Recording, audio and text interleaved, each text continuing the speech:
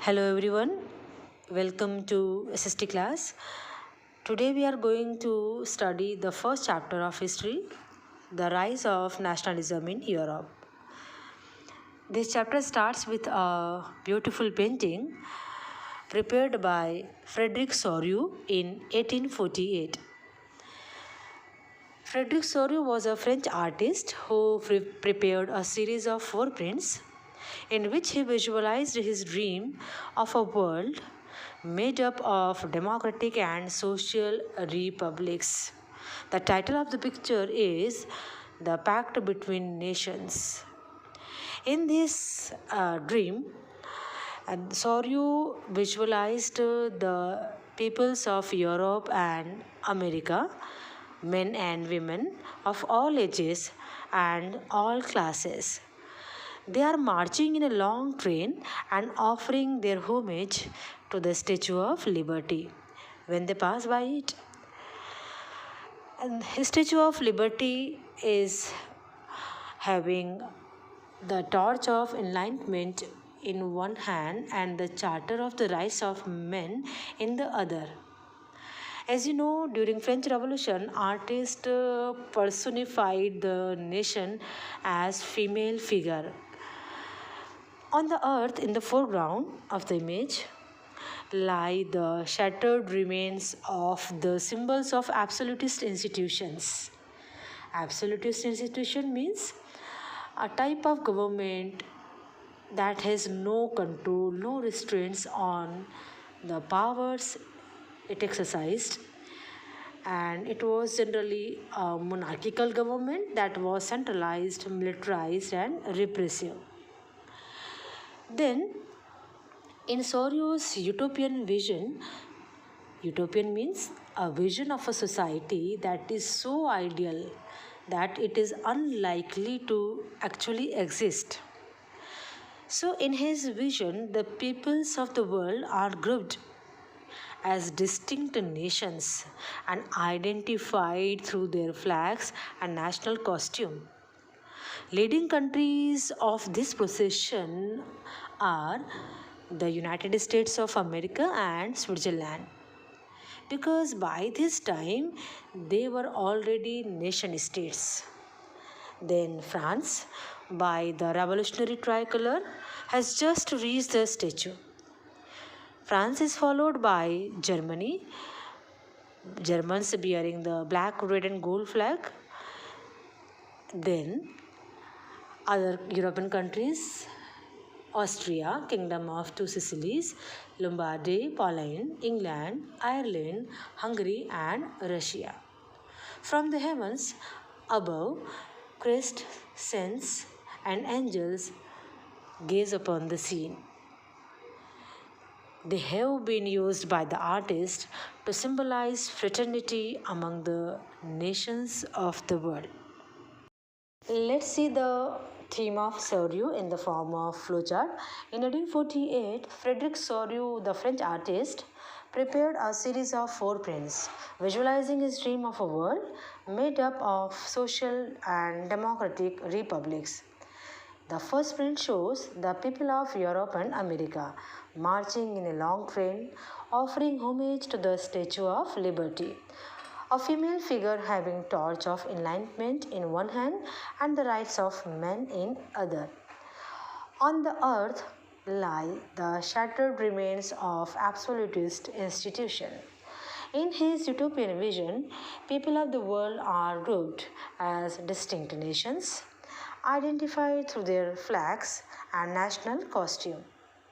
Leading countries of the procession are USA, Switzerland, because they are already nation states. Then France with revolutionary tricolor has just reached. Germany with black, red, gold flag with liberal hopes.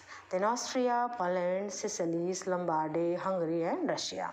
From the heaven, Christ, saints, and angel gaze upon the scene, which symbolize fraternity among the nations. So during 19th century, nationalism in Europe emerged as a force which brought about sweeping changes in the political and mental world of Europe. and resulted the emergence of the nation state.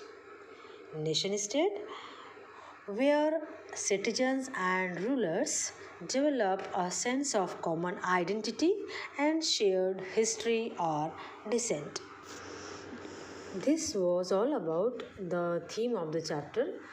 This chapter will look at the diverse processes through which nation states and nationalism came into being in 19th century Europe. There are 6 units in this chapter, but we will cover only 2 units in this class. Number 1, the French Revolution and the idea of the nation, and Unit 2, the making of nationalism in Europe. In this unit, we will see the political and constitutional changes in France in 1789, various measures to create a sense of collective identity by French revolutionaries, then impact of revolution on Europe, Napoleon's reforms, and the reactions of the local population to the French rule. First unit, the French Revolution and the idea of the nation. The clear expression of nationalism came with the French Revolution 1789. In 1789, France was under the rule of an absolute monarch. Then there were some political and constitutional changes which results in the transformation of sovereignty from the absolute monarchy to a body of French citizens. Then some measures taken by the French revolutionaries to create a sense of collective identity amongst the French people. Number 1, the idea of the fatherland and the citizen emphasized the notion of a community, united community, enjoying equal rights under a constitution.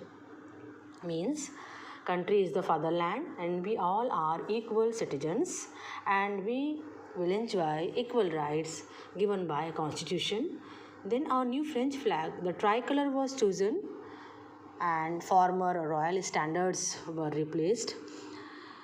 The State General was elected by the body of active citizens and renamed the National Assembly.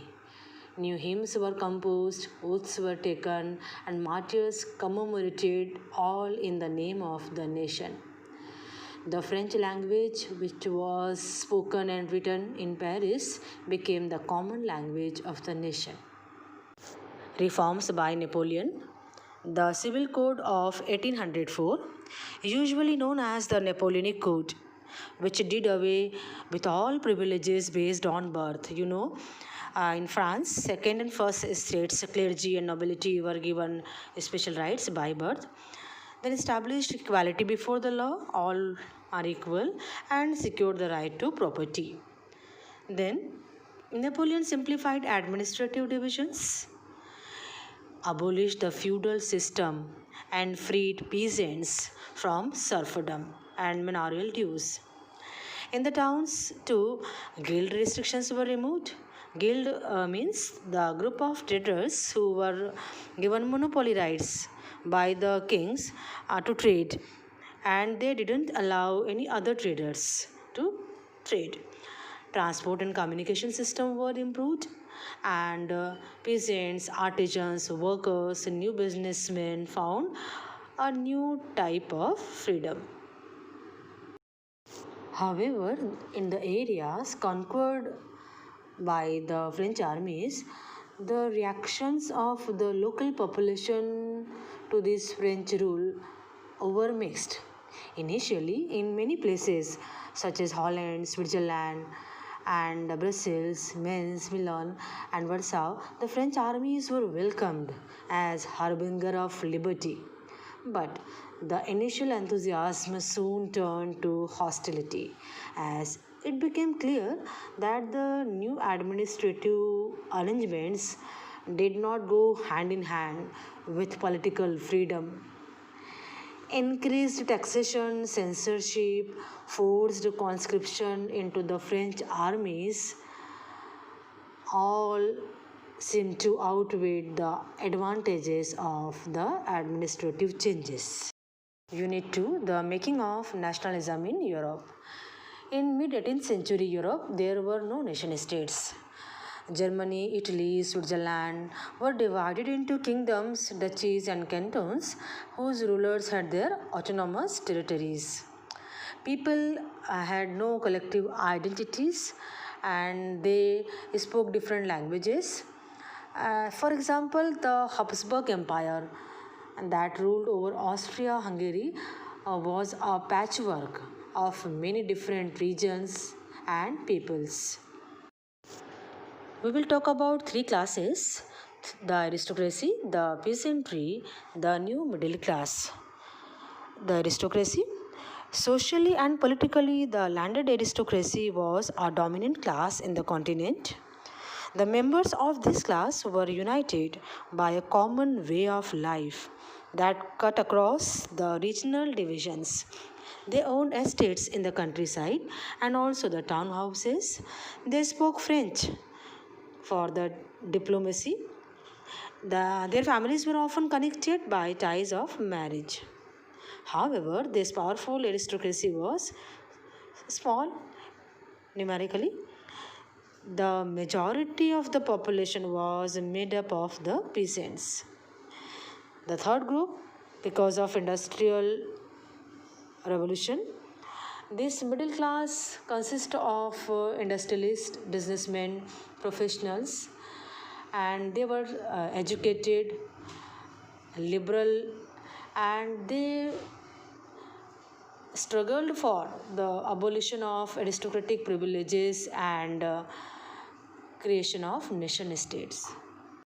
Just recall the major political features of mid 18th century Europe through this example. Actually, there were no nation states in Europe, and even the large countries like Germany and Italy were divided into small kingdoms. People did not see themselves as sharing a collective identity or common culture. They spoke different languages and belonged to different ethnic groups. See the example of Habsburg Empire that ruled over Austria-Hungary. It was a patchwork of many different regions and peoples. Like the Alpine regions and Bohemias, there were German-speaking people. In Lombardy and Venetia, the Italian-speaking.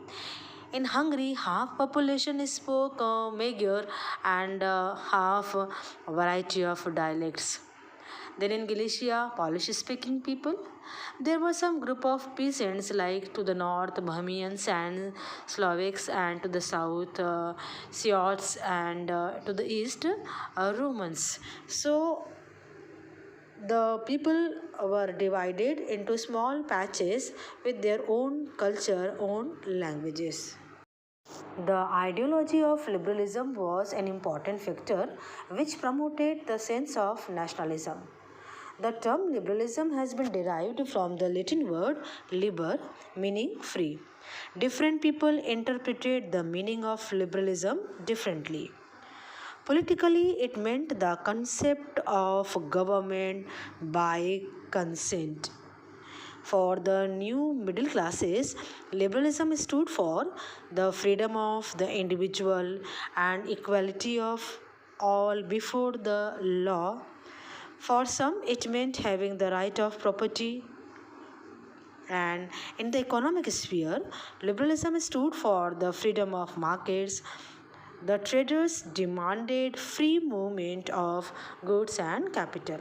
Actually, the equality before the law did not stand for universal suffrage, the right to vote. Voting rights were not given to the poor and women.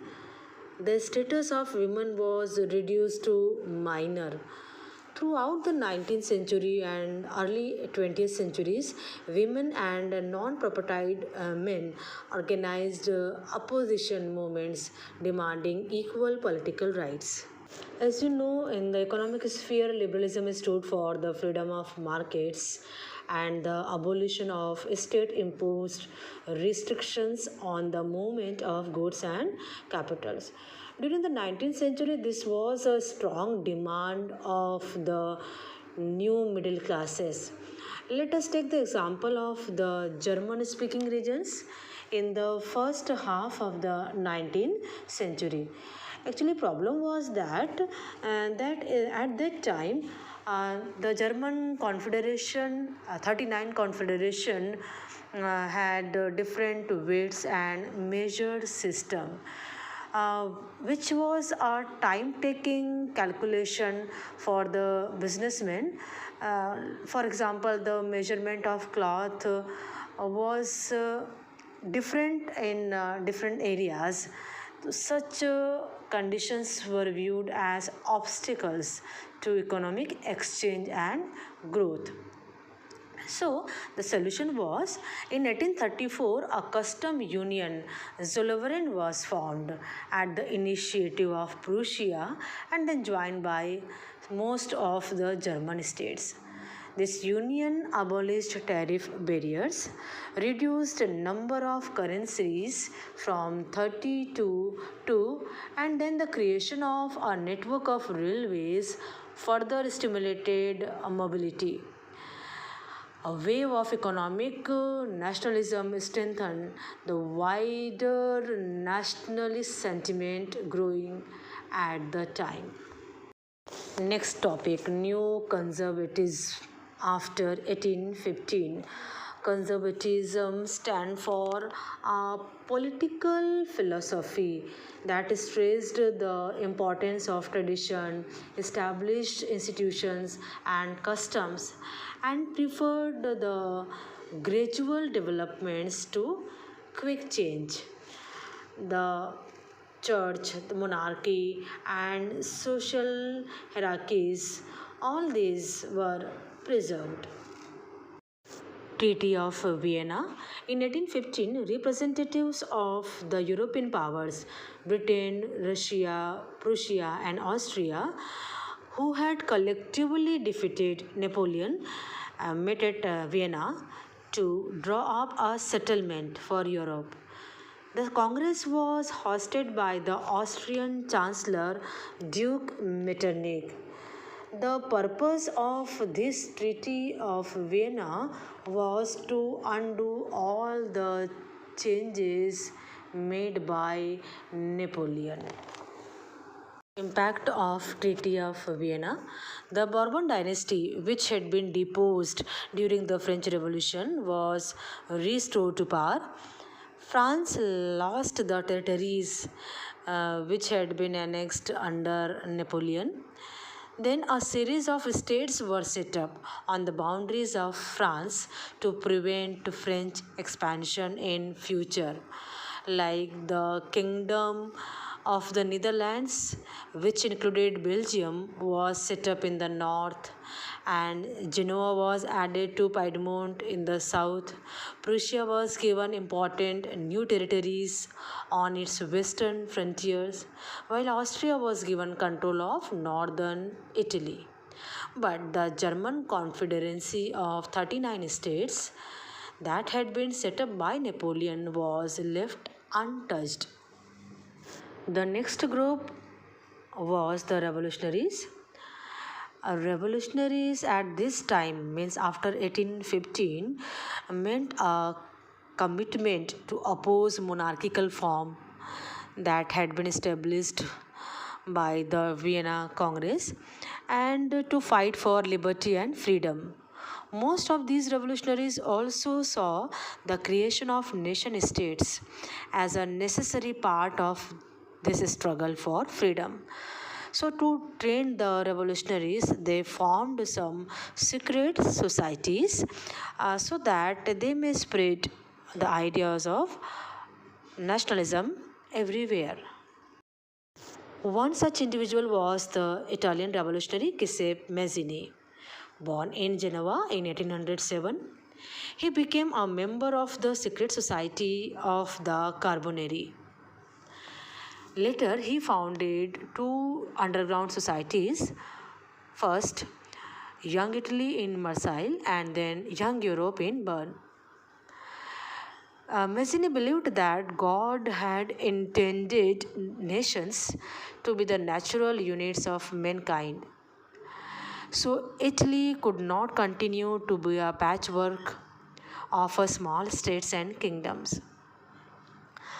Following his model, secret societies were set up in Germany, France, Switzerland, and Poland.